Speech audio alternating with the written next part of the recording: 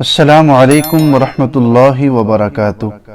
حدیث نبوی صلی اللہ علیہ وآلہ وسلم، نبی کریم صلی اللہ علیہ وآلہ وسلم نے فرمایا، دو کلمے ایسے ہیں جو اللہ تعالیٰ کو بہت زیادہ پسند ہیں، جو زبان پر ہلکے اور روز قیامت اعمال کے ترازو میں بوجھل اور وزنی ہوں گے۔